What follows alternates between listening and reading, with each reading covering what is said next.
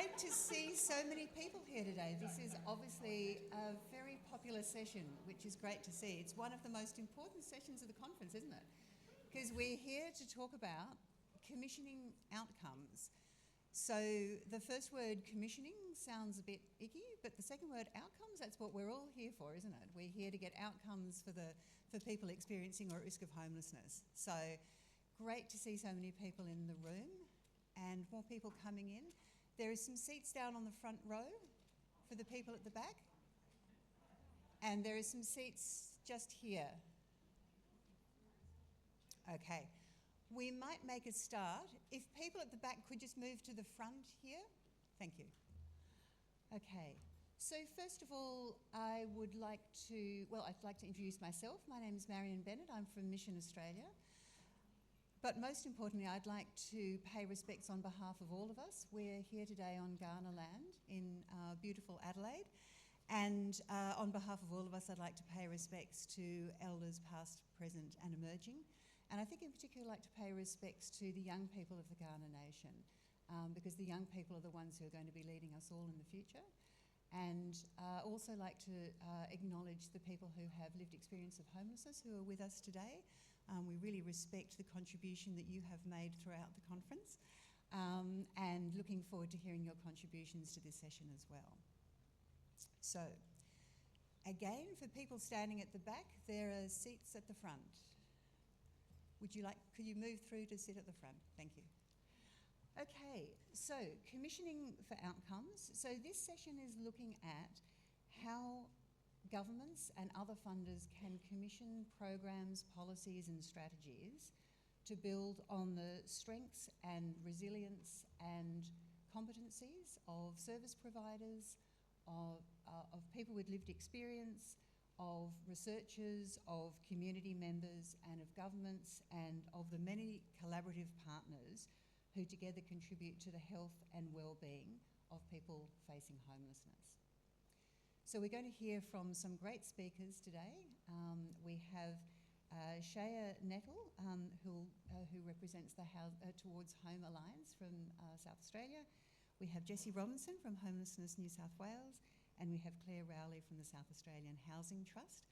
I'm not going to read out their biographies because you can see their biographies in the conference portal, but very much looking forward to hearing the perspectives of each of those.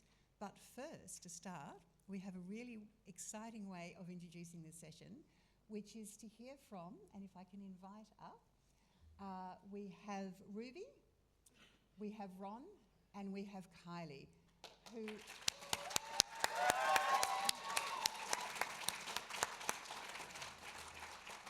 So Shaya, would you like to introduce?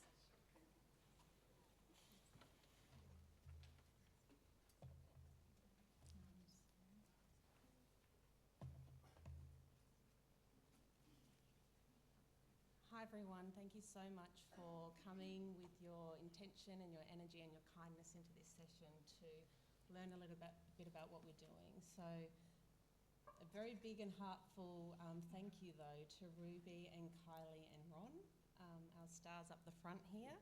So we'll obviously be talking about alliancing, and music is a beautiful example of the potential and power of people coming together. So Kylie, this wonderful person here, and Ron on the guitars, they both work for the Toward Home Alliance in the Wadliana team. Kylie's employed by Baptist Care SA and Ron is employed by Aboriginal Family Support Services. But they work through a co-located shared space in the city that brings staff and community together, including sector and government partners, in a site called Paya Adelaide, which means let's listen and learn together.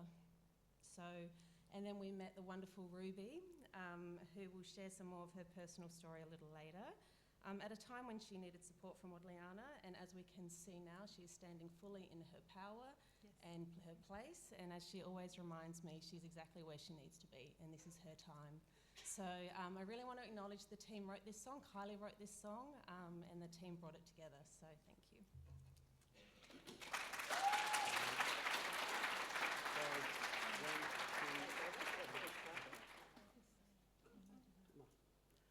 I'm in Majida Aranda, and I'm happy to be on Kaurna land to sing and perform and meet these wonderful people. and looking forward to singing this song that Kylie wrote. Let's go. 2, 3, 4.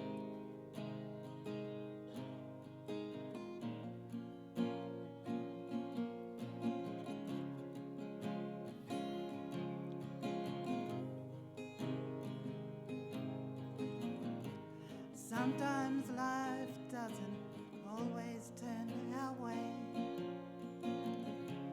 Obstacles we have to jump. Then we find ourselves with no support, sleeping where we lay our head.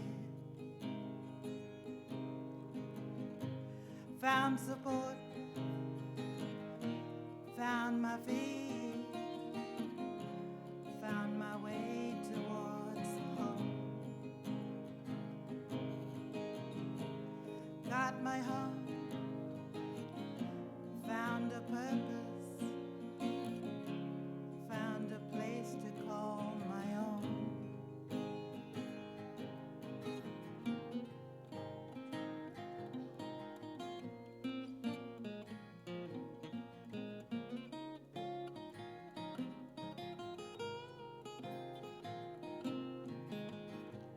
Found support, found my feet, found my way towards home.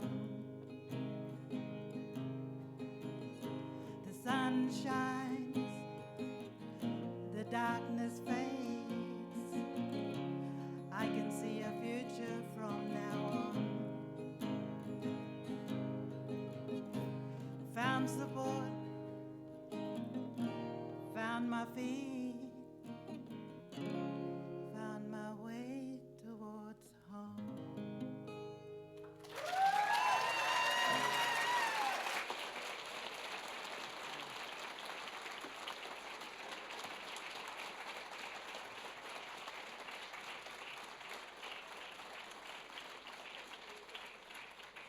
How amazing was that?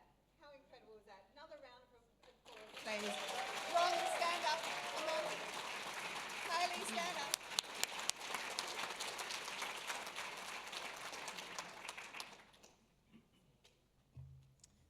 So I've heard about Spotify and royalties and all sorts of things. So watch this space and buy the album. So thank you again, Kylie, Ron and Rhubee. So we gather today on Kaurna land that was stolen, of great personal, spiritual and cultural cost for Aboriginal people. I pay respect to Aboriginal people past, present and emerging. From my heart, I am so grateful for the strength, the humour, the generosity, the kindness and the wisdom and the ongoing sharing of Aboriginal people. I'm grateful to be a friend and ally, and I will always walk with you to justice.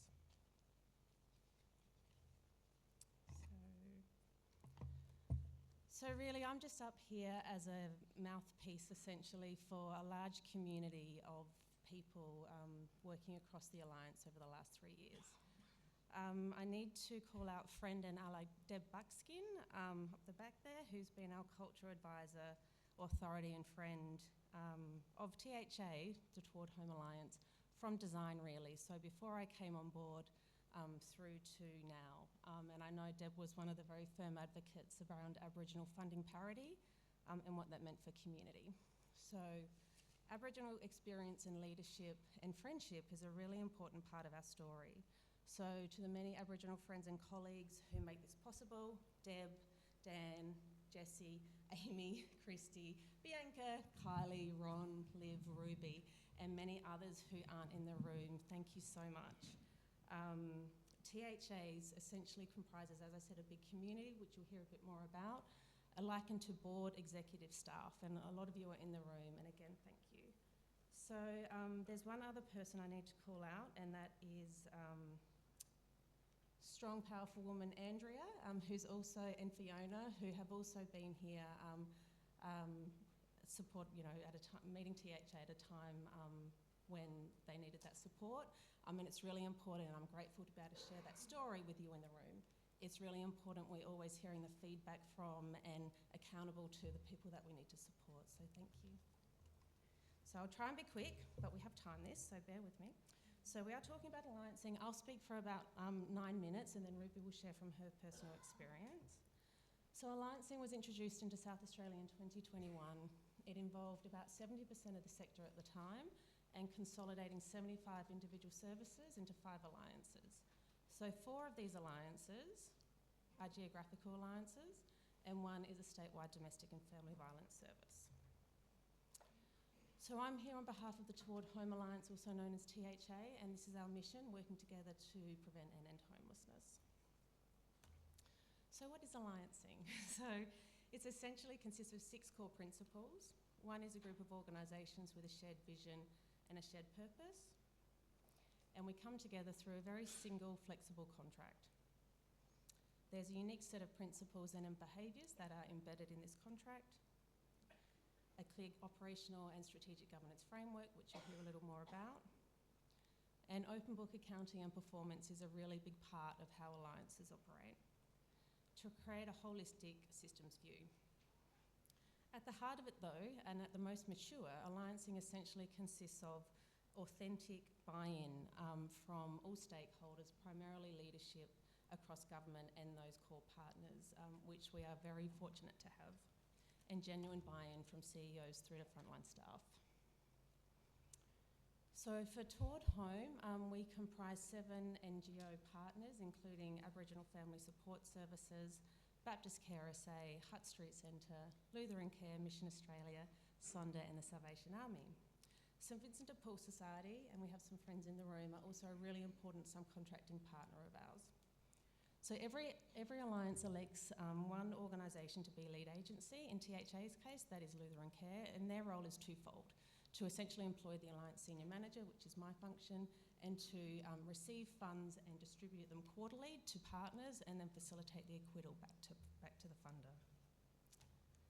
So this single flexible contract that we talk about, so THA delivers approximately $16 million of services over a fairly large geographical region, including the CBD, the South and the Hills.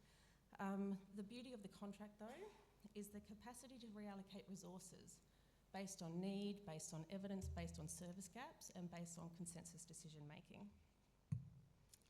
So THA's service model is based on preventing, diverting and resolving homelessness. So we have a single front door that's run by our access team for consistent assessment and triaging, and that's obviously supported by shop fronts and coal faces in the community. Our prevent team supports people with at-risk private rental and community housing tenancies. Their success rate of about 96% tells us what we already know, that it's really good social and economic policy to be keeping people out of the system. Our divert team works with people who are new to homeless, where they can rapidly rehouse them, and again reduce the trauma of coming deeper into the homelessness system. Our resolve team supports people with persistent and chronic experiences of homelessness. They lead our assertive street outreach work, which runs 365 days a year, and our Adelaide Zero project. The wonderful Wadliana team is THA's Aboriginal specific service, which I'll speak a little more about. And wellbeing works with people with specific mental and physical health needs. So we also operate 32 youth crisis beds across 4 shelters, 63 adult crisis beds across 3 sites, and we support about 400 tenancies at any point in time. So THA's commitment to Aboriginal specific service delivery and funding parity means that we allocate an equal to or greater than amount of funding proportionate to Aboriginal people accessing our services. So Wadliana means toward home in Kaurna language, and outside of accommodation or DV services, it is the only Aboriginal specific homelessness service, which we are really proud of, and it's led by Aboriginal Family Support Services and Baptist Care SA. Incredibly, 60% of the Wadliana team identifies Aboriginal and 75% of the leadership team. 3 out of every 4 Aboriginal people accessing our services are supported by Wadliana. That means 75% of Aboriginal people coming into our system are choosing an Aboriginal specific service. And as our front door, becomes more sophisticated and more culturally aware and responsive, we expect that to increase. So the Payadlu site here that you see with the Wadliana team, he chuckles here, that's mini heart attack, surprise, and other THA staff, this is a great example of alliancing. So this site is owned by Baptist Care SA, and the state government helped fit it out. It's now a welcome, integrated, co-located space for all TH staff, sector and government partners. Everyone is welcome. So THA's cultural advisor and authority Deb Buckskin, together with Jack Buckskin, developed the name for Payadlu, which, as I mentioned before, means let's listen and learn together. So the unique set of principles and behaviours that we talk about include no blame culture, best for client and community decision making. So every decision that we are looking at is really not about us. It's not about the individual agency, it's not about the individual team, it is about the presenting need in community. And the way that the community of THA does that has been deeply impressive, and you'll see some outcomes that have resulted from that process. Shared risk, success and problem solving, open book accounting, resource sharing and consensus decision making. So the governance framework essentially includes myself as Shaya. In a structural sense, it's likened to the CEO of the Alliance. My contract is that I report to the Alliance leadership team. So my contract says that I report to the executives of all Alliance partners, which is the Alliance leadership team. So ALT comprises CEOs and executives of all 7 partners, including the government, and they're responsible for THA's direction and performance. I also chair the Alliance management team, known as AMT, likened to the executive of the Alliance. So they're the operational leaders talking about what are the gaps, what's not working, what is working, where do we need to pivot, and to make recommendations to ALT. So as daunting as this particular pillar seems, the structure of the Alliance naturally drives collaboration, increased accountability and problem solving. So yes, open book financial and performance is the method, but the lateral peer support that it enables and through the transparency in the process is what brings it to life. So the image here of bees festooning really just points to how structure can aid productivity and collaboration. So the system view created by alliancing offers a clear line of sight to system pressures and resourcing. It also means we can engage in innovation, problem solving and advocacy together. Some examples, I'll just talk through 2 examples. So our brief intervention pilot highlights how a systems view can support innovation. So 12 months into our service delivery, the rapid increase in people presenting for the first time, which has been talked through at length through this conference, saw a significant waitlist arise across the Alliance. When our AMT, our operational leaders, came together and said, who do we turn away? They said, everyone who's eligible for a service should receive one. What else can we do? So taking this challenge on, this led to a pilot project where our waitlist transitioned into a brief intervention service, and 40% of those who received brief intervention support resolved their episode of homelessness. Moving forward, I hope to see a really evidence-led brief intervention approach across all parts of the system nationally, because people, where they don't need to come deeper into the system, they shouldn't need to, and it's not in their best interest to do so. So Right Place is a fantastic example of alliance innovation and generosity at its best. So Right Place is a short-term accommodation site for women experiencing homelessness. It was established without additional funding. So this was possible because Alliance partner Baptist Care SA made the building available at no cost. And again, THA, through its consensus decision-making and best for client outcomes approach, reallocated resourcing for on-site supports. THA funded, and then we worked with Carrington Cottage as a partner to provide tenancy supports. Opening in November 2023, Right Place housed 23 women in the first 7.5 months of operation. 48%, or 11 of those women, identified as Aboriginal. In this time, 14 women were also supported into long-term housing. So whilst Right Place initially targeted women over the age of 45, it also benefited from being flexible, which meant that we could consider and accept young women on a case-by-case basis. And we've seen they've responded really well to the supportive environment and the role modelling and mentoring from their older peers, including this. This is a tattoo here from one of the residents, which speaks to rising up on the bottom, the phoenix through the fire, and 198 being the name of the number of the building. And I understand a few of the women were looking to get this tattoo as well.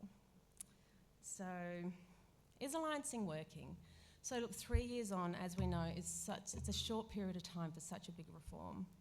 What we do know is that we're continually learning and improving. We also know that THA has evolved to become its own identity with its own culture. Community members either talk about being connected to THA or the need to get connected to THA. We also know alliancing seems to work for our workforce, which these results speak to. In a time of burnout and deep fatigue across the sector, I know there's a collective desire to do what we can to support our workforce. The PERMA survey is a validated tool for measuring workplace wellbeing. We undertook this survey across all alliance partners and workforce, and the results were well above average, with scoring in the high 80s and 90s across the domains of positive emotions, engagement, relationships, meaning and accomplishment. We know there is a spectrum of alliancing, and that THA is probably at the mature end of it. We know collaboration is also powerful, but that it needs to be intentional and it needs to be resourced. We also know alliancing may need to look different in regional and remote areas. So we are very intentional about a connected, a truth-telling, a supported workforce. We do this through co-located spaces, shared training, secondment opportunities, resource sharing, newsletters, shared staff portals, THA branded clothing, co-case management, joint outreach, it goes on. We are always seeking feedback from frontline staff how we can better support them. But of course it's harder to do this over a dispersed geography. And we also know we have been able to achieve some incredible outcomes for community that just would not have been possible without alliancing. And that alliancing is only as strong as the leadership and the workforce behind it. So this is a photo of Rhubee painting her beautiful mural at Adelaide, which I will now hand over to. Thanks.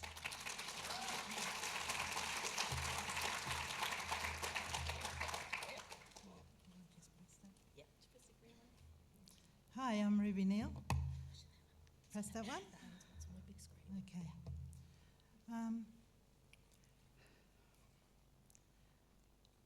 As an elderly woman in my 60s, we've always given our lives to community and family and friends, and we never really thought about ourselves. So, yeah, and that's just the way it is. Always nurturing out, but never nurturing within. So what I did was, my children grown up, and I was an empty nester. I'm an empty nester. It's really great. So it's a time to reflect on what I've given to the community, what I've given to my children and family, and now I thought about when I was in Alice Springs, now that do I just stay home and be a grandma and let my dreams fade away? But no, it became an opportunity for me to follow my passion, which is singing and painting. I used to sing in the red dirt when I was a little girl and dream about singing globally and sharing my passion. So this was an opportunity. So I did in the new year, a year and a bit ago, I said, okay, I'm going to take a leap of faith and just jump on an aeroplane and go somewhere. So I decided on Adelaide, and then I got in and I was like, what the hell? What did I do? I left my, I was, self-doubting myself. But then, it's amazing when you do follow your passion and the beautiful people you meet along your journey, and the lovely Ghana people that have welcomed me and embraced me on their country. I'm so grateful. Like I said earlier, I'm a Majida Aranda woman, and I'm honoured to be on Ghana land to sing and tell my story. I love to talk nowadays. When I was younger, I found it hard to talk, so I'll try to keep it down. So basically, I landed here. I didn't know what to do. I found myself couch surfing, and I started I'm doubting my abilities and who I was. And coming from trauma, and then now here, all my dreams are becoming a reality, thanks to the beautiful, lovely, I got to paint my first mural. I got to do a first few things. I got to speak here. I forgot to press the slide. I can do a slide. Oh, thank you. The mural was amazing. Mel approached me, asked me if I want to do it. All right, I'm carrying on too far ahead. This is this is Right Place. It was beautiful because how I got to Right Place was lovely, because I rang up towards home and see if I could find someone to help me, and I met the lovely Amy that nurtured me, and Kylie. So thank you. And they introduced me to Carrington the Cottages, and then I stayed there for a little bit. I'm sort of cutting it short. And then I got to paint this beautiful painting and opened Right Place. So I was one of the first to stay at Right Place, which was amazing. And I was on Channel 10 talking about how I was the caretaker. So for that, just having that brief experience really boosted my confidence and my belief in my abilities again. And I'm grateful for that. I was able to talk to beautiful women there and just share each other's story and being in each other's presence, which was beautiful. Okay. I think it's important, like when you're in that situation and you feel you're alone. But when you find beautiful people to help, that it's there, but you can't see that it's there. But if someone just shows you the way, you can get your belief in who you are again. Like I thought, I'm 60 now, it's really hard. There's hardly any resources for mature age women. And I just landed on my feet, just as Kylie's song says. I found my own, I found a home, I stand on my feet. And it's just a beautiful place that I'm at. I'm feeling confident and I can talk to you now, and so many amazing things are happening. But it wouldn't have happened without Towards Home, with these beautiful people here, and without Carrington Cottage and without beautiful Jess, it wouldn't have happened. So with the kindness that you all reached out, and Kylie and Ron, and that has made me feel confident here to stand and talk to you today and share my experience. Yeah.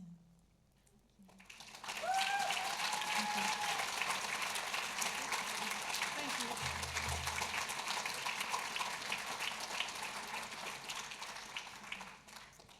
Thank you so much, Rhubee, and thank you, Shaya.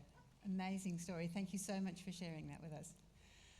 Now, that's a hard act to follow, isn't it? But I'm delighted to introduce now the wonderful Jessie Robinson from Homelessness New South Wales.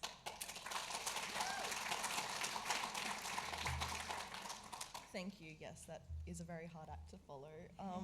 But thank you so much for that performance. It was beautiful. Hi, I'm Jessie Robinson. I'm an Aboriginal Project Officer with Homelessness New South Wales. And today I'm really excited to present on a crucial topic, which is the development of a system-wide approach to commissioning homelessness services. So I'd like to start by acknowledging country, and Auntie Rosalind yesterday did a beautiful welcome to country for us all. I'm a proud Gamilaroi woman, and I would love to pay respect to my elders and ancestors whose power I stand in today, and extend that respect to the Kaurna people and all First Nations people in the room with us, especially Rhubee. Yeah, thank you. Sorry, I'm so nervous. Wish I had a song to warm myself up. So that's my team. They're great. Homelessness New South Wales is a peak body for homelessness services across New South Wales and other organisations. Our members include specialist homelessness services, allied organisations, sector workers, people with lived experience, and community members.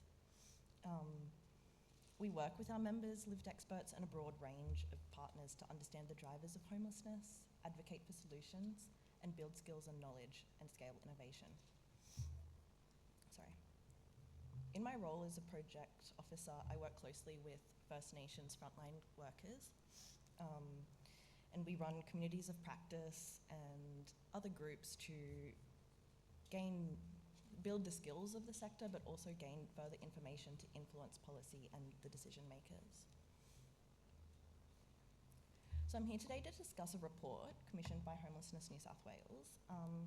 In 2023, the government announced a 2-year extension to existing homelessness contracts, extending them through to June 2026. So in support of this, we commissioned a report with the Social Policy Research Centre at the University of New South Wales. Take a photo of that one if you want to find the report later. It's for free on our website. And we really want to explore the issues and challenges in developing an effective approach to commissioning and contracting homelessness services. So today I'm going to go through a few different models. There's a lot more in there, but the purpose I guess I want to try and get across is the impacts that commissioning models have on services and people accessing services. I haven't worked through a commissioning process myself before, but I am very passionate about supporting small organisations, especially ACOs, and passionate about ensuring they have a fair go in the next commissioning process. So a bit of background. The last time commissioning greatly affected the New South Wales homelessness sector was the Going Home, Staying Home commissioning process, which took place 10 years ago. You can tell who in the room is from New South Wales because they will flinch when I say Going Home, Staying Home. The Going Home, Staying Home reforms aimed at improving homelessness services. The reforms saw a major overhaul of the contracting arrangements. The total budget for these services was redistributed through a 2-stage tendering process, and the process was very rushed. It had significant implications for the sector, including sector relationships. Many services reported that the changes undermined cooperative relationships within the sector. Client disruption. The reforms were also disruptive for clients, impacting the continuity of care. And trust in government, as if this needed to be impacted further. The rushed process led to a decline in trust towards the government, and people are very concerned about the next commissioning cycle. So I guess what I would like I mentioned earlier, our report found that commissioning can be designed in multiple forms, depending on the goals of the project, the nature of the services needed, and the available providers. Key considerations include efficiency, effectiveness, and the ability to offer a choice of services, which allows for a competitive environment. The report reviews common configurations of contracting used in Australia and provides case studies both from Australia and overseas. So I won't have time to go through all of them, but I really encourage you to find the report. I'll give you a brief overview of a few different models of commissioning. So this is probably the most known one, which encompasses direct contracting of services. So direct contracting, where a government contracts a service directly from a provider, creates a clear purchaser-provider relationship. So this model is often seen as beneficial by the government because the model enhances opportunities to demonstrate accountability, increase efficiency through competition, and enable innovation and responsiveness to service users. So in the table here, and the report has tables like this for each of the commissioning models. I won't be able to go through them for all of them. But you can see a list of advantages and disadvantages for the service providers, but also for clients. So for service providers, advantages for models 1 and 2 include the opportunity to have a direct relationship with the government.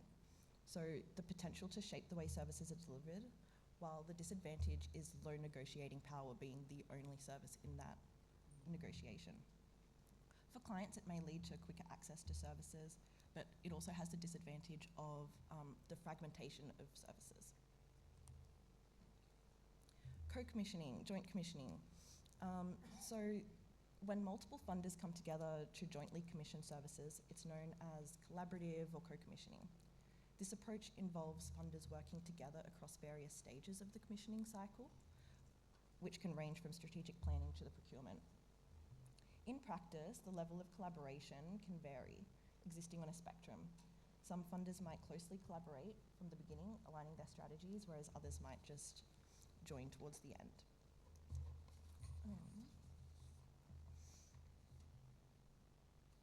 Disadvantages include that establishing the arrangement may take time and require reporting that satisfies all funding partners, and contracts grow larger. Smaller providers risk getting pushed out.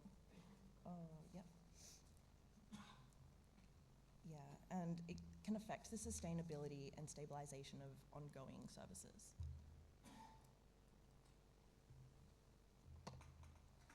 Model 4 is the prime provider model.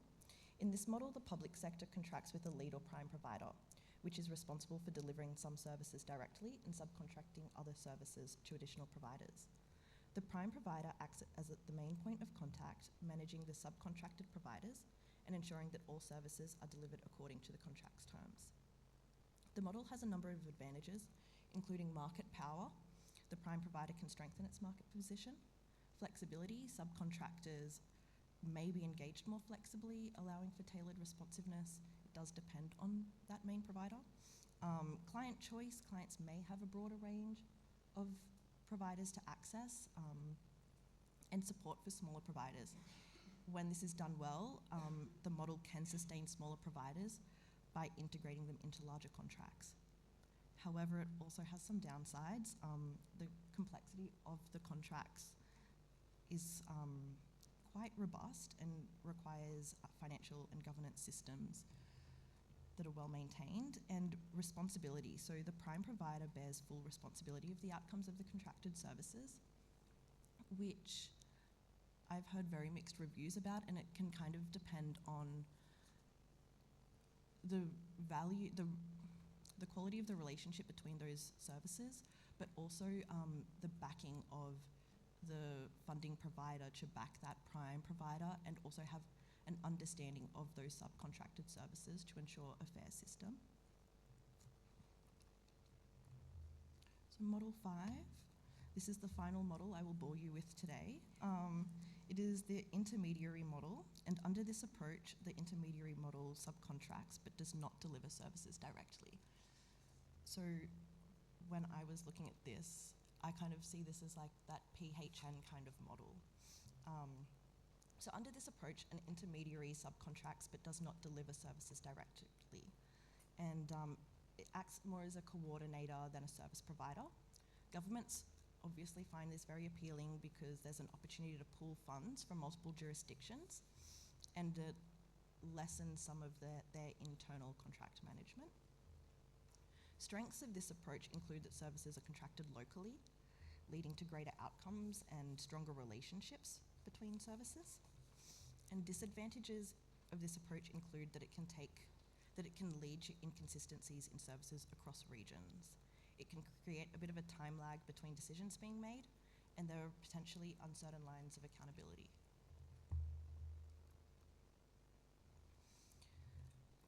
I think with all these different types of models, it's not there's a right one or a wrong one. It's just that there are different impacts from implementing these models. And one of the things that we really advocate for at Homelessness New South Wales are for these principles to, I guess, be the foundation of any future commissioning processes. So really focusing on the relationships of those services that exist and protecting those in the commissioning cycle, letting the communities lead, involve the community in decision making, and have a local understanding of that community and the services available and what's being used. And embed the learning, keep learning and adapting the commissioning process. It doesn't have to be the same and stay the same. Try new things and learn from those experiences, evaluate as we go, and invest in people and resources to ensure successful planning and collaboration. Thank you.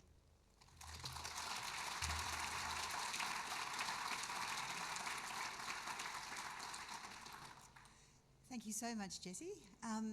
I should also mention, of course, we've got a nice lot of time for questions and answers after we hear from Clare. So please make a note of the questions that you might have for any of our speakers.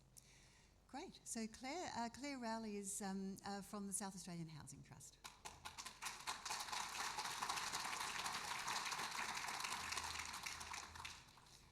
Hi everyone. I have the worst app today following the previous two, so bear with me. It's all about outcomes. Before I start, I just want to acknowledge that the land we're meeting on today is traditional as the Kaurna people, and pay my respects to elders past, present and emerging. And also, when we talk about outcomes, it's really important to understand the overrepresentation of Aboriginal people in the homelessness system, but also the different experiences of Aboriginal people coming through that system and what housing and homelessness looks and feels like. I'm also up here, similar to Shaya and I know Ola yesterday, in that I'm speaking on behalf of a big project. This has so many stakeholders and contributors. It's not just me. There would be a line out the door. So I'm up here on behalf of Specialist Homelessness Services, people with lived experience, the SA Housing Trust, Department of Human Services, and all of the evaluation and outcomes experts we've engaged throughout the process. I also would like to acknowledge Centre for Social Impact Flinders, who have been a core contributor to this project as well. As Shaya mentioned, we had a reform that brought our system into alliances 3 years ago, and out of that reform was a commitment to develop a statewide outcomes framework for the homelessness sector. That outcomes framework, this outcomes framework, sits across all of the alliances and our directly contracted services, so it does sit across the entire system. The design of the outcomes framework was started to be, the conversation started in what's our aspiration, what do we want to achieve? And we collectively came to a decision that that's a future where homelessness is prevented or resolved. And we started there and have worked our way backwards, and we're still working through that process at the moment. The outcomes framework has 4 focus areas, which are the columns, and 12 outcomes underneath. And these really reflect all of the discussions, feedback, input, advice and ideas that we heard throughout the co-design and collaboration sessions. Noting that in a world where housing is constrained in our system, where we have unprecedented levels of homelessness, we also need to consider someone's safety and their well-being in homelessness responses, but also in the sustainment of housing responses once someone's been housed. The outcomes underneath, the 12 of them, are the kind of sub-themes that we were hearing out of the discussion. So to sustain a good housing outcome, not only do you need to have appropriate housing and sustainable housing, you also potentially, you do need to have community connection in whatever format that looks like for you. Education, training, employment opportunities, good health and well-being, be safe personally, be safe from domestic and family violence, and have services and supports around you that are inclusive of diversity. The Aboriginal outcomes focus area is still under development. When we went for approval for this placemat version, we made it very clear that we're not done in that space yet. So all of the text up there is placeholder. It was developed quite late in the consultation piece, so we just want to make sure that we're giving every opportunity to continue that co-design, to make sure that we're actively reflecting what we need to for Aboriginal outcomes in the framework before we sign it off and say, it's done, we're good. So that work is still happening. All of the outcomes are framed as people. We had lots of discussion around who people meant, and we mean everyone. Because we know that every outcome looks different for each individual. So while someone might be housed, if it might be an aged care outcome or a shared house arrangement or a 3-bedroom house, the outcomes framework doesn't prescribe what a good outcome is, only that that person is housed. The underpinning principles at the bottom are a reflection of conversations we had about quality service delivery and how we deliver services. So they're, having person-centred, trauma-informed services committed to Aboriginal cultural safety, empowering lived experience in our discussions and service design, using evidence, growing partnerships.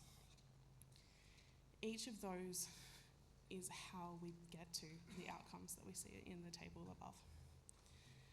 So this version of the outcomes framework was approved for implementation in August last year after an 18-month development process.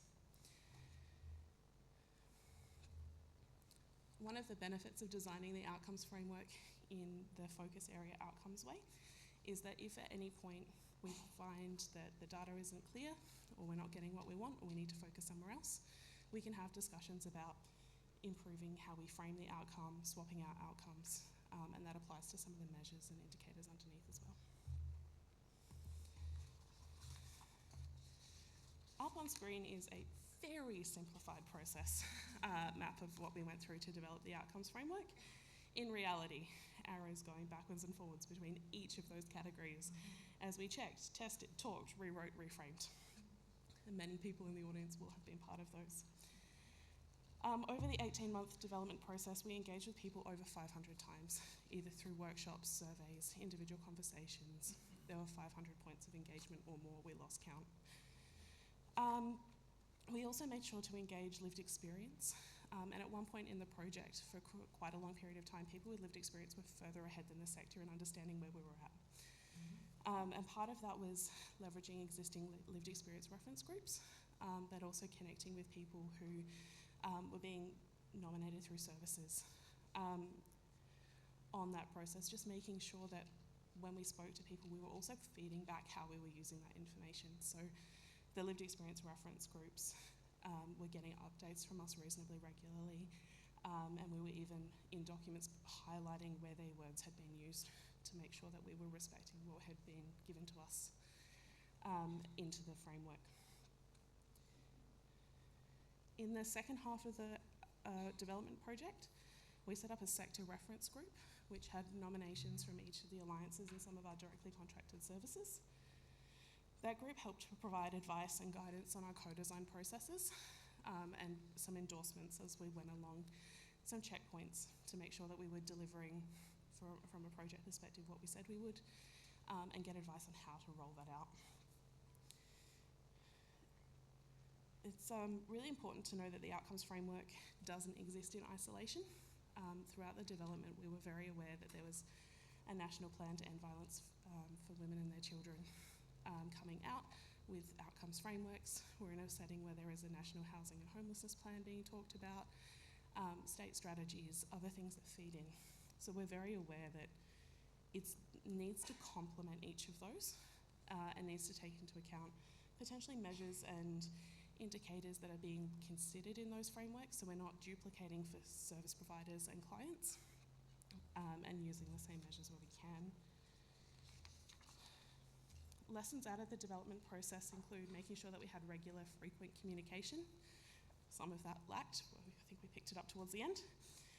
Sharing back the summaries of workshops so participants could see sector and lived experience, what they said. Provide advice on if we'd captured that intent correctly, and to just understand what we were taking forward into the next stage. We also focused on building partnerships with everyone involved. The outcomes framework was never intended to be owned by one single organisation, alliance, person. It is a collectively owned document, and I know that alliances are already taking this version and embedding conversations with it, which is fantastic. That's what it's meant to do. We also, through the co-design process, we committed very significantly to that as a government body, which is tricky for government to commit to co-design. There were times where we collaborated or information shared, probably more than we'd hoped. But with our sector reference group, we were able to acknowledge those points, find those moments where we were doing that, and come back together with a plan to continue a more co-designed approach going forward. And not everyone started the outcomes journey in the same place. We had, as Shaya mentioned, 5 alliances, and 30% of our sector are still directly contracted. Each of those organisations and alliances had different ideas on how outcomes fit in with outputs and activities, what it meant to have an outcome, and your government was in the same boat as well. And what did we mean by it?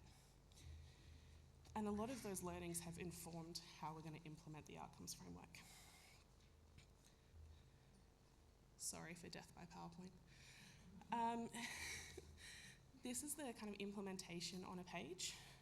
So we sought approval for the outcomes framework to be implemented over 4 years. To acknowledge the fact that we have an outcomes framework now, it's been co-designed, but we're still not in a place yet where we have the systems, the people, capacity, capability to really, even at this point, report on data, let alone understanding what that outcomes data looks like, how it differs from current KPIs, current outputs data, through to using it to actually make a change and ultimately achieve the better outcomes we're looking for. So that 4-year time frame has been aligned over the Alliance contracts to June 2027. The first column up there is the current implementation plan. So we took the 4 years and said, what can we do in 12 months? And the idea will be to have rolling implementation plans moving forward as well, which lets us pivot to what is currently the critical issue and areas that we have energy and momentum in, and always track towards that end outcome of achieving outcomes. So some of the current activities include the continued co-design of the Aboriginal outcomes indicators and measures, finalising and starting to report on some of the measures in the framework, and continued engagement collaboration to support outcomes thinking. In practice, that looks like developing handbooks and user guides to say, overall, this is the outcomes framework, here's what you need to know, and then user guides that say, for your role, here's how you use it. So working on that translation piece.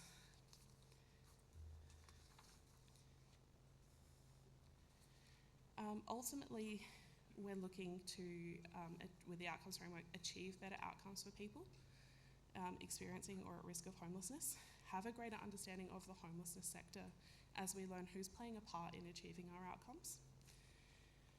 Having increased data capacity to report on outcomes measurements, increased capacity and capability to use the outcomes framework in day-to-day work, and have more effective monitoring of outcomes to feed back into process design, service design, and overall throughout that strengthening partnerships with a culture of innovation. Some of the future work is really going to be focused in on collecting the data and reporting on data. Most systems don't collect outcomes data at the moment. We have some good proxies, we have some service level outcomes, but moving forward we really want to embed actual outcomes data, so that we'll need to consider data improvement plans, leveraging state data linkage processes to join in with education, health, corrections. Hopefully then using the data to inform continuous improvement, so some small scale program design where you're starting to match how we deliver services through to the outcomes we're achieving, and then reviewing KPIs to make sure that the KPIs that are in contracts are aligning to those outcomes we're hoping to achieve. Some of those will be the same measures, some of them won't be, but they might be a stop on the way. And there's also a conversation that will need to happen about recommissioning the homelessness services at the end of the 6-year Alliance contracts. So leveraging the outcomes data, but also the outcomes intention, where there's not necessarily data or we have qualitative data that might support us in that sense, to really inform where we need to go next.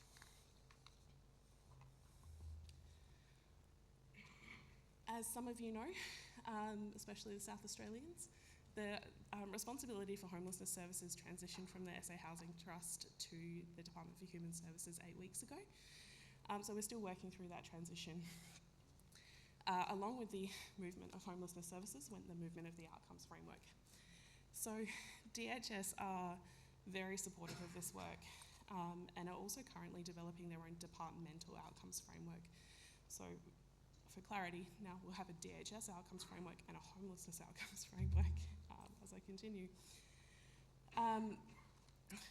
DHS are also really using this opportunity to consider the next steps of implementation for the homelessness outcomes framework, knowing that they have priorities, initiatives, strategic approaches, and their own outcomes framework in play. The connection between those broader approaches and outcomes will enable a consistent approach across both frameworks, which hopefully will provide a benefit to service providers who have multiple programs now being funded under DHS, and potentially the clients who are accessing both services. There's also an opportunity to streamline the measures which are still in development for the homelessness outcomes framework to leverage same data sets or same tools. Really importantly, there's still a commitment to work alongside the sector to continue this implementation, both the alliances and the directly contracted services, to have an intuitive, collaborative and fit-for-purpose homelessness outcomes framework. Overall, we're hoping for a consistent, efficient and stronger cross-sector approaches out of this change as well. And just to wrap up, can I take the opportunity to thank everyone who's been involved in this process from day one to help us move forward in improving outcomes for people at risk of and experiencing homelessness, including the people with lived experience who shared their wisdom with us, the specialist homelessness sector who are already using the framework, and also the people and team within governments who actively supported and championed this work.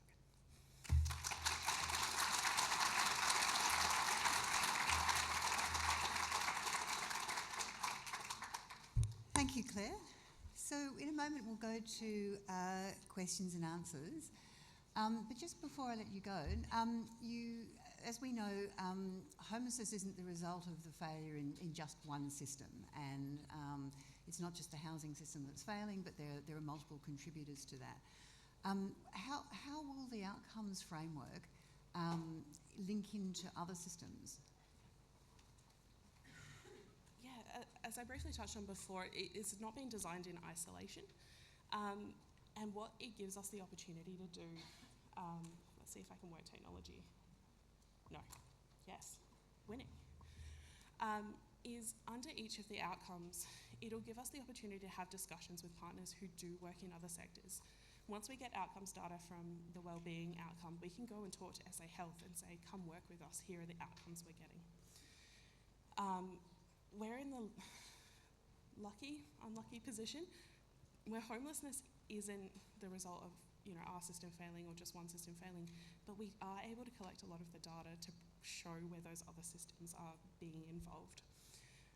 So we can connect in with that, and there's opportunities there to connect in with government departments, especially through the government being an active partner in the alliance contracts. We're involved in this process anyway. To bring in those connections, as I said, health, mental health, corrections, education, especially important in a youth prevention context, to bring that in. And it will let us do a little bit of advocacy to bring those partners on board where we can demonstrate that we can't fix this alone. We didn't cause it alone, we can't fix it alone. And we can start to look at the impact collectively as a sector. With all of our external partners as well. And probably just on that, the outcomes framework is not a performance management tool. Just to make that very clear to the South Australians in the room. Its intent is to measure the impact of our system. How are we making a difference in someone's life? The KPIs that will sit in contracts are the what are we doing? They need to measure the what are we doing, not the impact. So there's obviously further conversations to happen in that space, but this is meant to help us understand what we are doing and help us to understand what the difference is that we're making.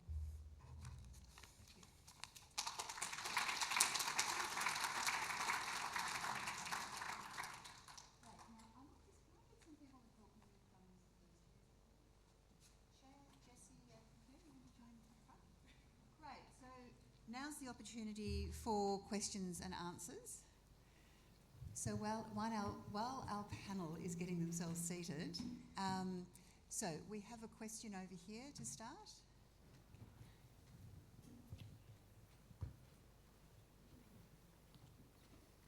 And if you could you just mention your name and where you're from and make your question? Absolutely, Marion, I'm happy to do that. Thank you, Travis. From ACT Shelter, thank you for all of those presentations. They were really enlightening. We've just been through the bulk of a commissioning for better outcomes process in the ACT, and it's the first one in over a decade. And what we didn't do very well was a sector mapping exercise at the start of that commissioning cycle, and I just wondered if there were any thoughts on the importance of working out what you have before you commission what you think you need, and where the kind of central intake and the inflow into the system fits in that respect. we still haven't commissioned our central intake service, but we've commissioned a lot of the services where people will go, and it seems to have been perhaps the wrong way around. So just any thoughts on those things, particularly the sector mapping? I'm happy to start with a reflection around it. I guess the South Australian Alliance, the South Australian commissioning process essentially defined the regions into the geographic regions, and then invited the sector to commission around that. So 4 out of the 5 alliances were existing partners who continued to be funded and deliver services in those regions, and that obviously has its own benefits and strengths. And then in our particular region, there happened to be 2 competing tenders, which probably wasn't the best result for community or for the sector, because the sector does it hard at the best of times and needs to be united at the best of times, and not sort of competing against each other, because we're all essentially doing the same work. I think the sector mapping piece is really, really important.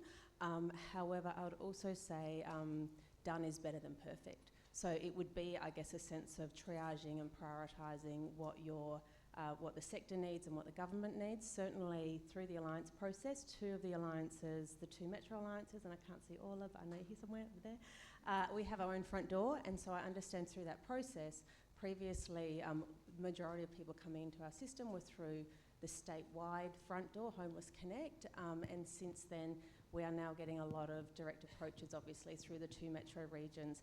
Again, I think if the underpinning value and commitment behind that is to continually review, look at the data, work collaboratively, then it needs to be around systems equity, resourcing, sharing system pressures, etc. So I think it's important to know the systems mapping piece, to know where you're starting, and then you can really set an aspiration for where you want to move to. But at the same time, don't let it get in the way of not moving it forward, because the sector always needs movement, particularly in this really challenging space we're in now. I mean, I'm sure everyone, it's quite unprecedented, and we really need all heads and hearts around the table to make sure that we are being actively equipped to discuss and tackle that. Yeah, I agree with everything you said. I'd just like to add that, for smaller orgs, sometimes they do need a bit more work from the government to consult with them. They may not be available to attend the one day that the government gives them in that area to discuss what's happening, or the right people might not be available to be in the room. They are very busy and very under-resourced. I think the mapping is a good idea, but also I know our government is moving towards a more localised approach, but really getting to know and understand the services in that area is vital when you're recommissioning.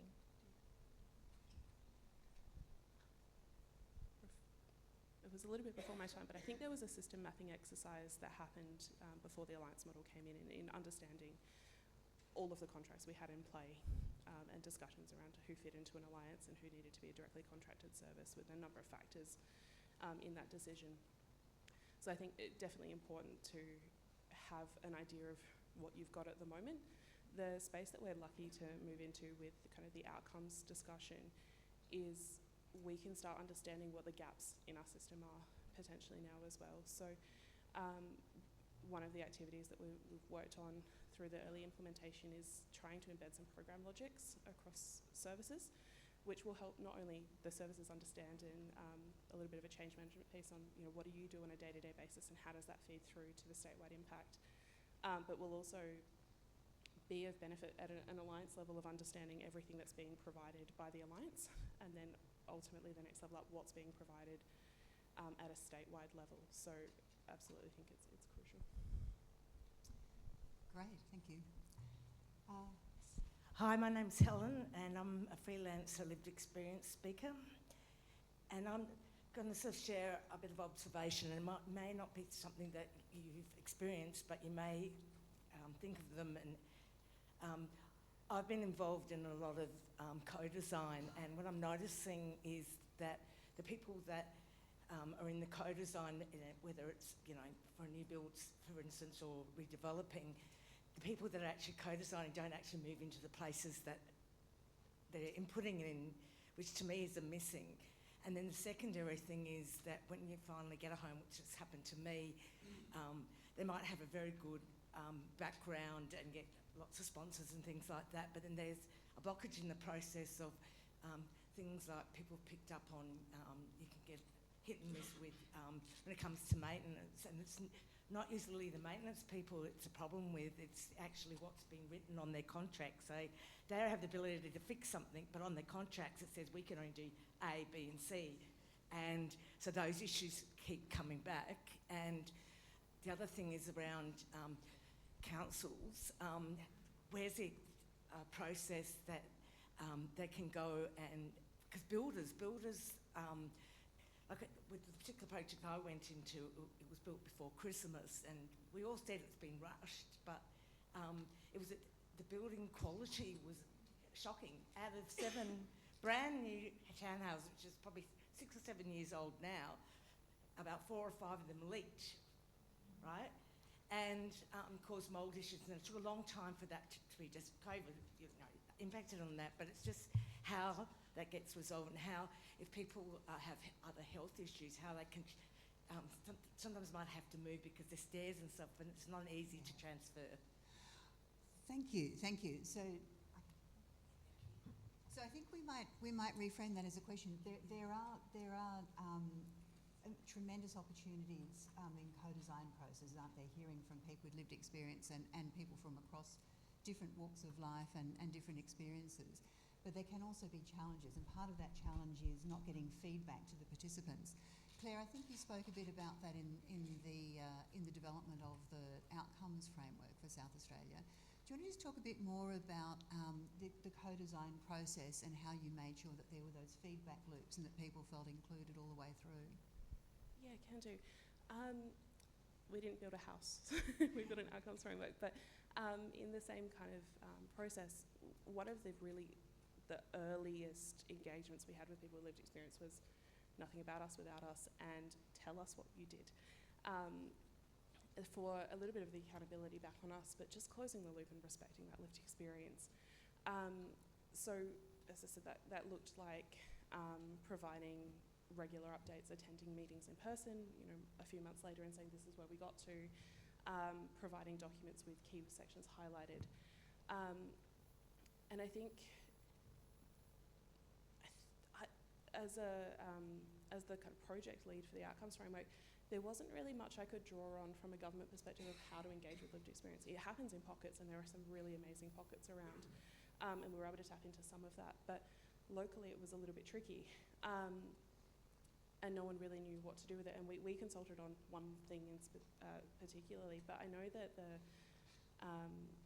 have been reports from lived experience people who have, you know, come together on an issue and provided some information to government. And what do we do with that, and how do we follow it through? And I was lucky enough to be asked a question last week that I happened to know that there was a report on. So it was, you know, digging through, finding that report, putting it in as advice for lived experience, and I think the report was 18 months old, finding it, putting it in, and then coming back to the group and saying, oh, by the way, I found your report and I put it in as part of an advice package, and here's what I said as a summary. So I think we have a lot of work to do to continue to build those feedback loops in, and how then we use that. You know, it's one thing to say thanks for the information and it's worked in this project, but is there a broader applicability across the board for lived experience information? Yeah, thank you. Rhubee? I just want to share, as a lived experience person, I've had such a wonderful experience, like for being homeless and then not knowing what will happen. But I've come across these amazing teams like Carrington Cottages and Towards Home Alliance and Wadliana that have, all the way through the journey, they were transparent and they were checking up on me, and I didn't feel like I was isolated, so I'm grateful. Thank you. Thank you, that's so good. And I think that that word transparency, picked up in Clare's answer and in your own Rhubee's as well, is so important. Okay, more questions? Hi, my name's Michelle Craig. I'm just really interested in your co-design and the principles around your co-design. So I'm from New South Wales, and I've heard a lot yesterday and today around nothing about us without us, and I'm assuming that's a part of your co-design principles. But in particular, specifically around your co-design for Aboriginal service delivery policy design, I'm interested in what that means from an Aboriginal perspective. Co-design can be extremely powerful if it's done the right way. And so my question is, what principles do you use with co-design for Aboriginal service delivery and policy design?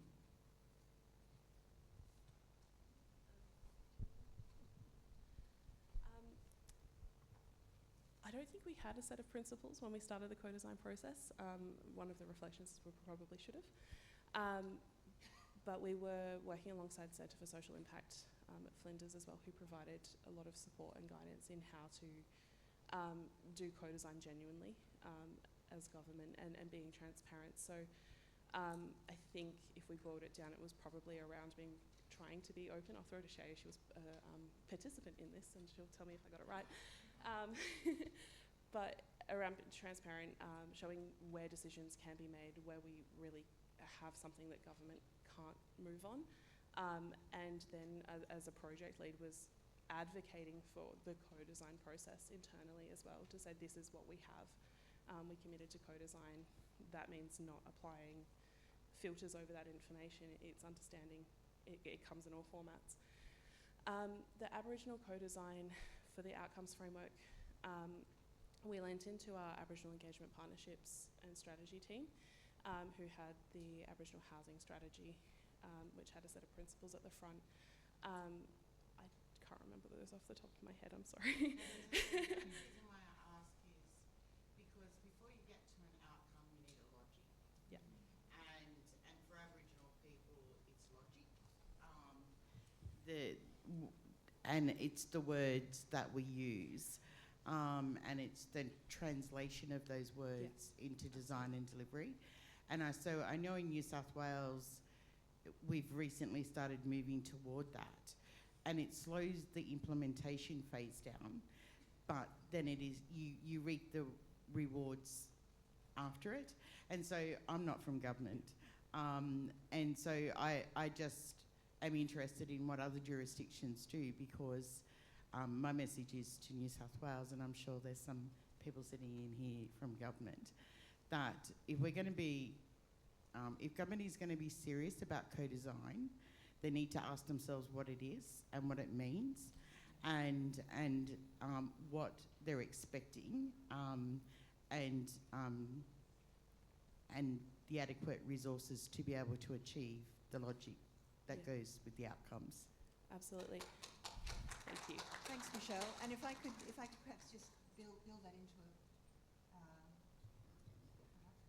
that into a question, perhaps for Shaya, in the commissioning process for the Alliance contract, from your perspective, how were Aboriginal outcomes in particular factored into the commissioning process? Sure.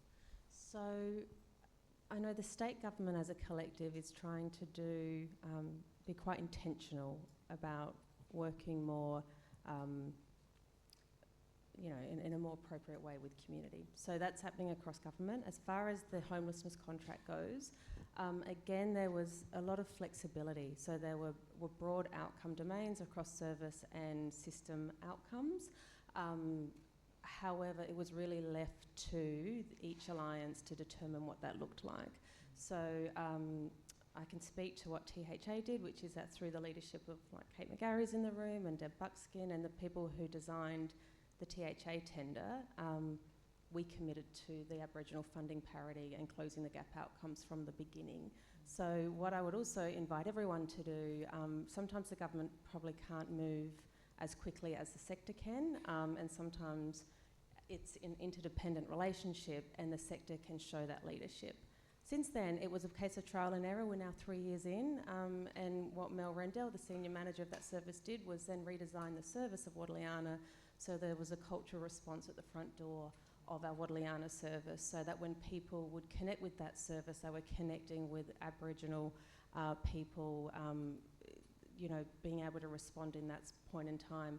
I think what we have is extremely special. I think it's hard to be replicated in numbers or language, but I think the results will really start to show in the outcomes and the KPIs as they go. So I don't actually believe government has this right yet. I don't believe that. I think there needs to be a shift in power and resourcing given to the sector to allow the sector to get on with it in some cases.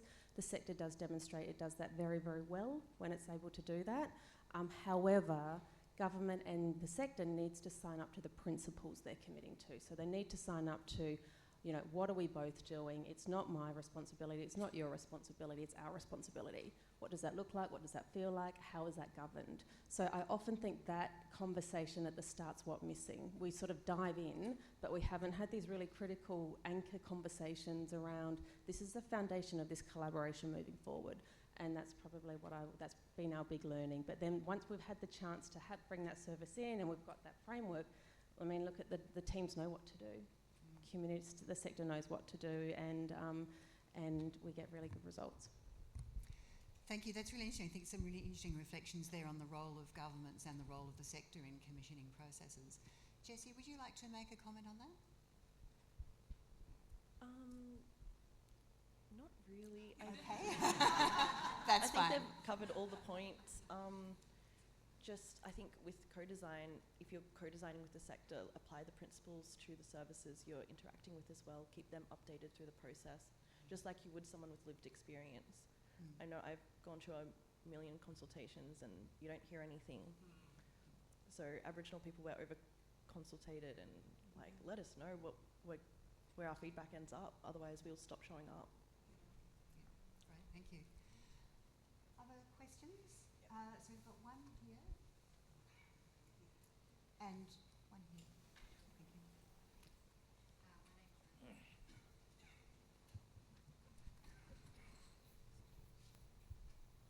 Hi, my name's Rhubee. I'm from New South Wales. I'm kind of building on the answer to the last question about the commissioning for the Alliance. It sounds like the Alliance works in a way to make it kind of flexible and responsive. And so how do you ensure kind of ongoing stability and funding and for the service providers there and still make it really flexible and responsive to need? Really good question. And I would say the foundation of it is the principles that we discussed around, consensus decision making, best for client community outcomes, intentional resource sharing, transparency, accountability. That's all embedded into the governance. And so the operational leaders of those teams, we meet fortnightly and we're literally problem solving that every single time we get together. And then there's permissioning from the board, the Alliance leadership team, to really trust in that information they're getting. It does get really hard, and of course it reaches a point where we stretch so much as a sector that advocacy needs to happen. And so that link back to government around this is where we've got to, these are the barriers and the system issues outside of our control. We really need to workshop this together. A really easy example, because I've worked in the not-for-profit sector for a little while. At the end of a financial year, it's really common for services to spend that small surplus of 10 or 15,000 or 50,000 if they have it, sometimes a deficit, on merchandise or vouchers or something else to acquit. It's a common practice. But when, as a collective, you are saying, no, our commitment is any surplus, even if it's small, goes back to the Alliance to reinvest in the right places, in the brief intervention support. Even if that starts with one FTE, it's a start. And it gives us more flexibility, and it really role models a different way of doing something in a small way that builds momentum. And then I think once we start to get those wins on the board, then those two groups we talk about, the operational leaders and the governance, you see the results, you see the benefit of, actually, we won't feel that resource. I've had teams say, this is where the need is. I'm not going to fill that resource and I'm going to make that, available over here because if we don't address that, that's going to flow into our system in this way. So it's the values, it's the people, it's the relationships, but it's also the systems view. So we have a really good sense of not just this tiny silo of, feeling the fire in that piece. We see the ecosystem. So it's interdependent, but yeah, it's all of those things. Yep. Thank you. Hi, my name's Andrew.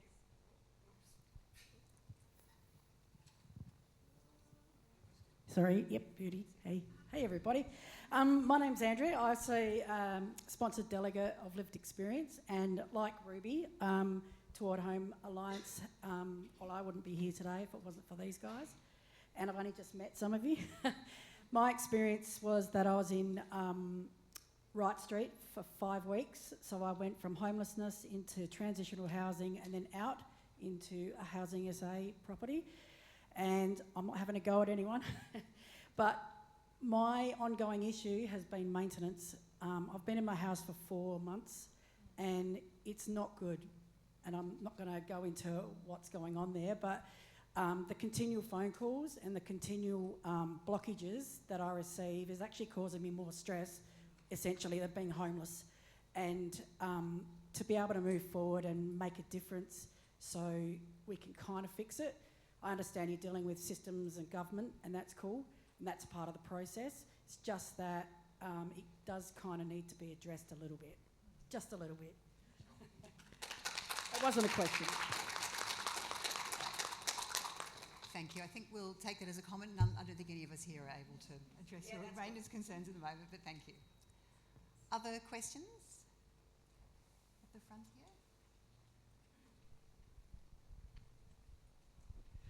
Thank you, Michael Pugh from St Pat's in Western Australia. I've been watching the process here in South Australia with interest around commissioning. It feels to me like a really radical but important systems level change to how you deliver homelessness services. But two-part question. It feels to me, and might be a lack of knowledge on my part, that you've brought parts of the homelessness system itself together, which is great, but how do you interact or bring other key parts of the system critical to ending homelessness into that same conversation? Second part is one of advice. We in Western Australia are going through a critical commissioning process, which is over many years, and looking at the system in different parts. So, 1 year will be engagement hubs, and the next year might be outreach services. And I have a concern about that in terms of disconnecting bits of the system that should work together. So I'm just interested in your advice on that.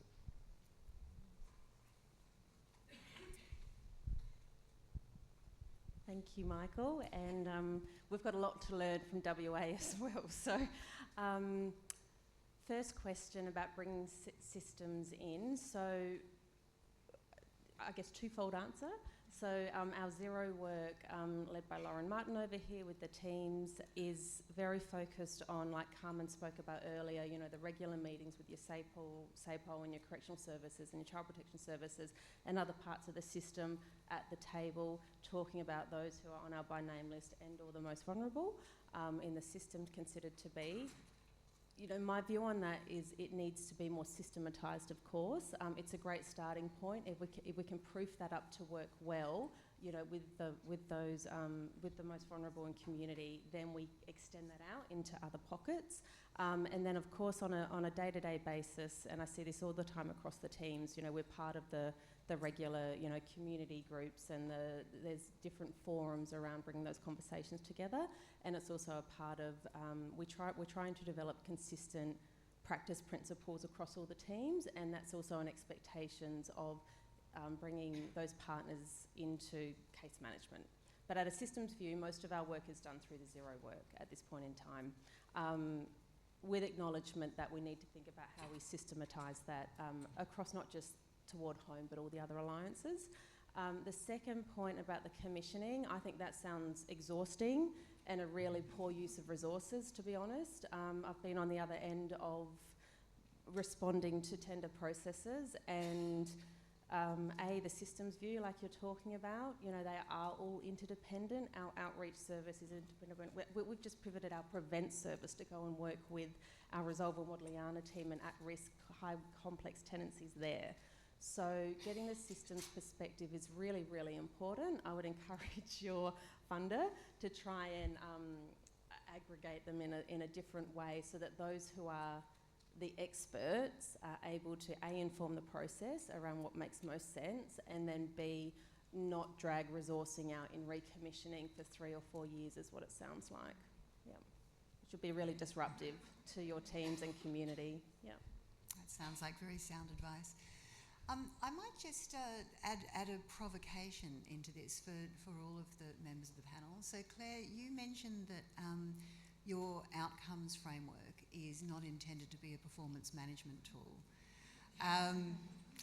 So let me put the provocation to you that if we are able to articulate outcomes and we are able to measure outcomes, we are able to report on outcomes, why shouldn't providers be held to account as to whether or not they achieve outcomes?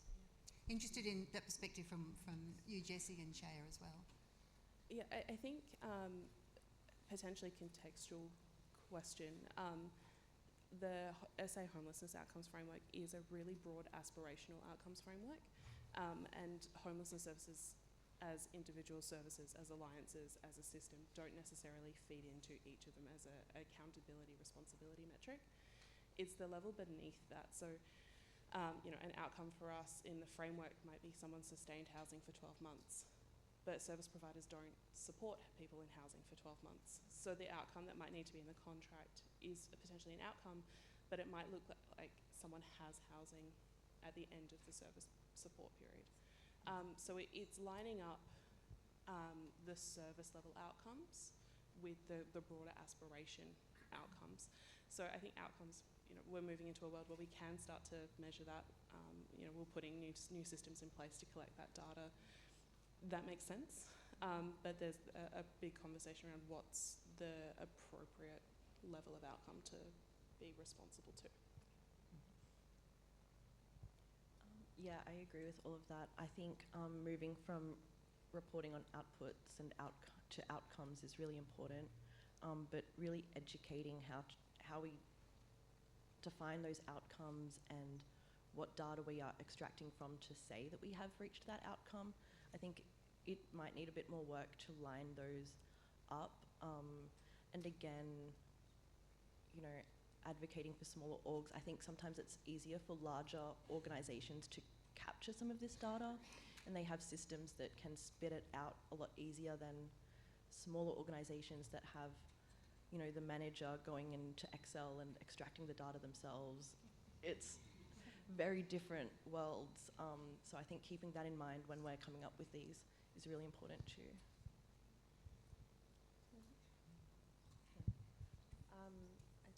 I think the primary ask that we have, and it sort of points to your reflection, Andrea, is if government does their work well, then the sector will also be able to do their work well. And so I think assessing initiatives such as an outcomes framework in a way that's most meaningful to, you know, having a huge aspirational outcomes framework is great. As we know, Clare and I've had this conversation several times, but starting where the work's most meaningful and where the sector and community see those outcomes as being most relevant, and then building on from there. As we know, we do one thing well in a small way and we build that out, it's going to be much more sustainable, robust, engagement's going to be high, etc. So our ask is that government works with us in the whole sector on that journey in a really workable way.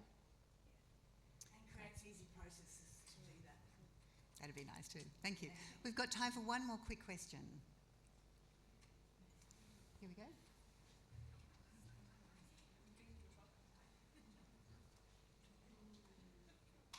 Hello. Is that on? Hello? There's another one coming.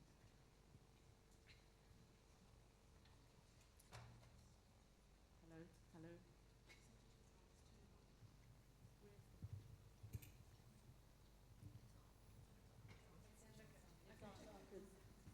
This is why.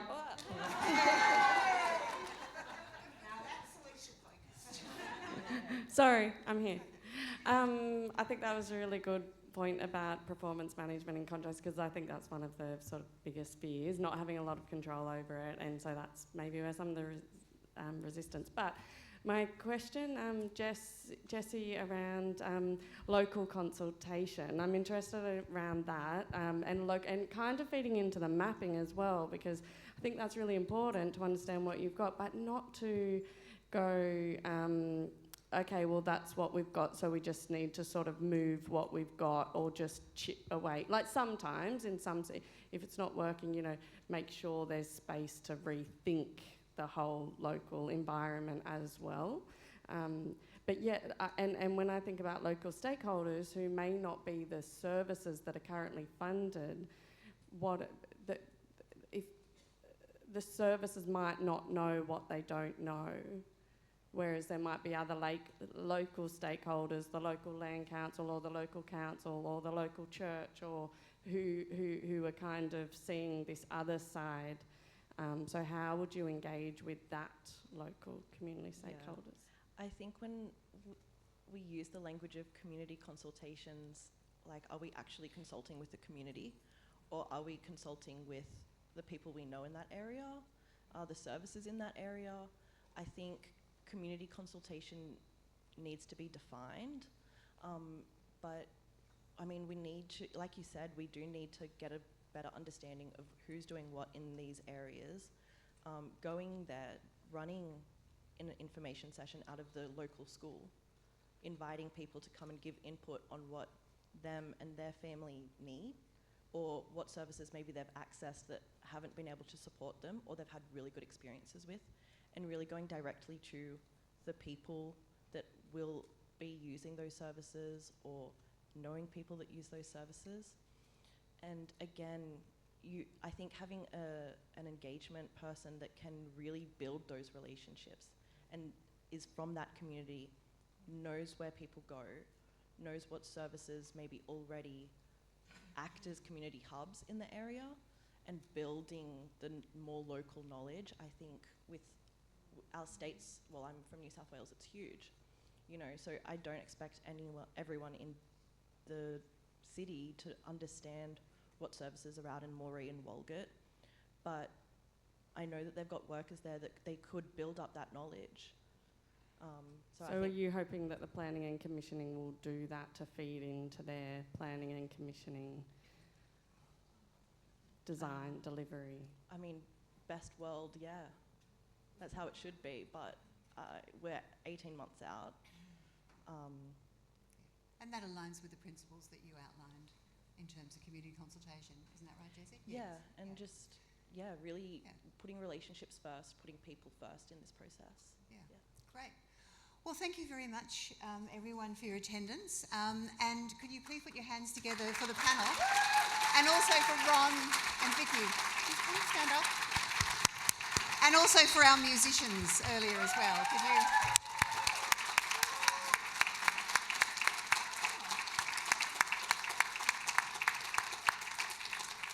Thank you very much.